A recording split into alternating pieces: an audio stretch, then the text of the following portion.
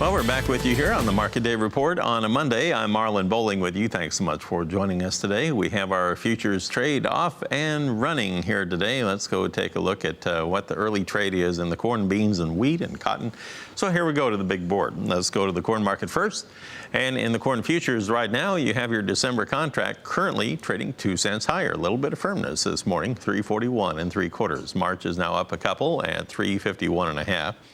In the soybean trade, here you go with the soybeans on November, down 1 1/4 at 955 1/2. Now they were lower than that overnight. They were down about 4 cents or so at that time.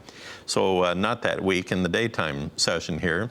January now 1 1/4 lower at 961 3/4. In the wheat trade this morning to kick things off in Chicago, December, wow, 6 1/4 higher at 401 even this morning. What about Kansas City in the early going? We have December in Kansas City now 2 1/2 higher at 405 1/2. And in the Minneapolis spring wheat trade, December now trading 5 1/4 higher at 526 3/4. Cotton market real quickly on December is now trading 74 points higher at 68.36 cents per pound. Let's go to the phones and bring in Dewey Strickler of AgWatch Market Advisors. He's based in Franklin, Kentucky. Happy Monday to you there, Dewey. Are you surprised to see the firmer open everywhere this morning on the grain?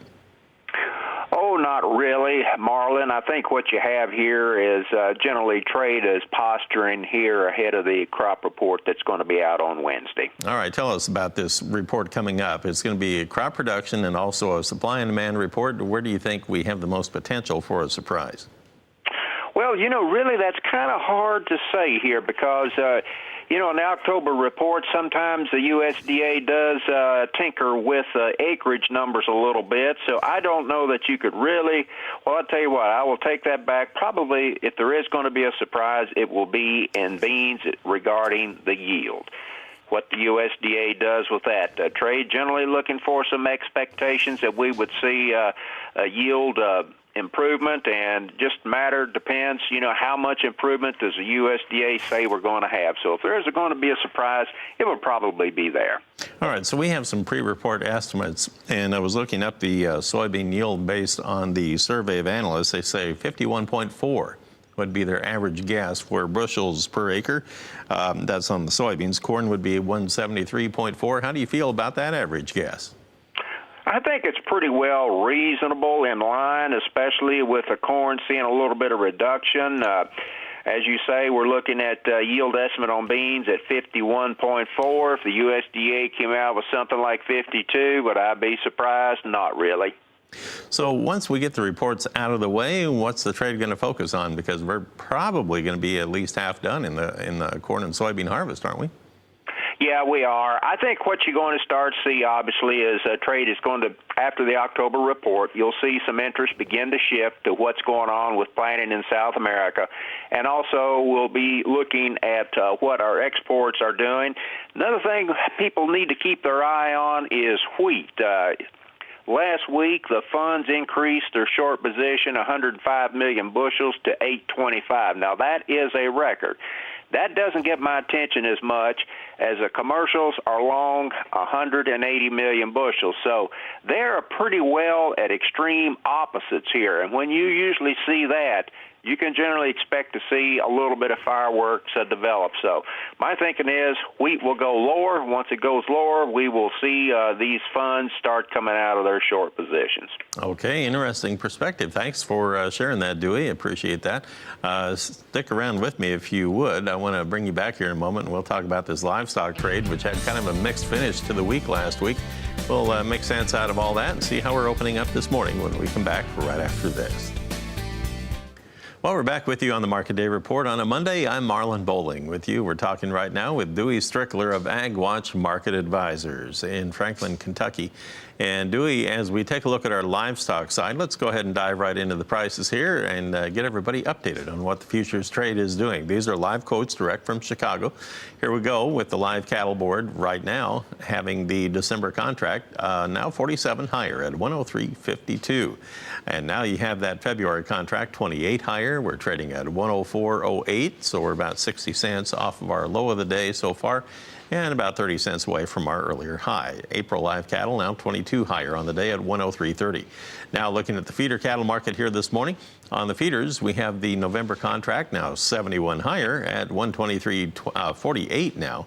And that's 20 cents from our high of the day. And in the January contract, we're now 57 higher at 119.12 so far. So we're about 90 cents to a dollar off of our lows of the day. We're within about 20 cents or so of our highs. So your perspective on what you're seeing here in the early going on the livestock markets here today, Dewey? Well, first, right off the bat, the market's opened up lower here in the meats. Then we immediately found a little bit of bottom picking here, some bargain hunting here, and the market has turned up.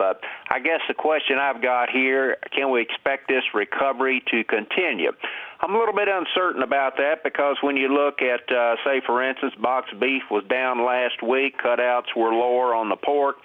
Thing I am really concerned about, and that is the Restaurant Performance Index has declined for the past 2 months. In other words, it is contracting. So that's telling me that we're not seeing consumers go to the restaurants like they have done in the past. Is it because of the economy, or what is it? I think it's a combination of a couple of things. The economy is pretty sour here right now, and that does not bode very well for the meat index here. So, I'm a little bit cautious about the meats here because of those factors. Now, we did have some dramatic increases in our export sales last week. Do you think the value of the dollar is going to truncate that action or not?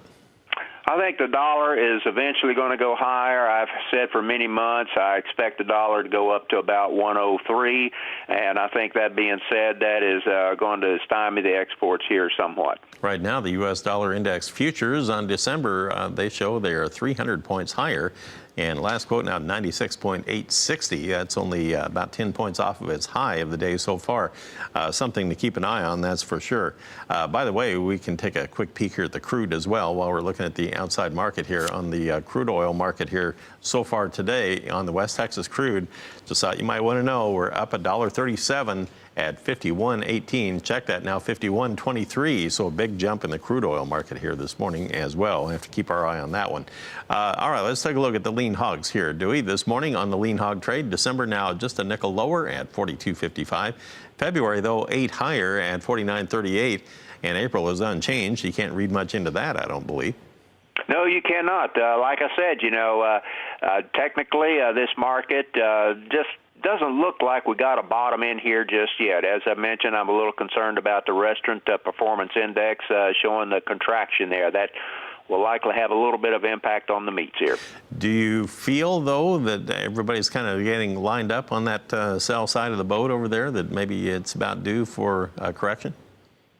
Well, maybe so here. I think we could work our way up a little bit firmer here in the meats. Maybe you might see the Deese contract, the cattle, pick up some resistance at 104.5. You look at November feeders.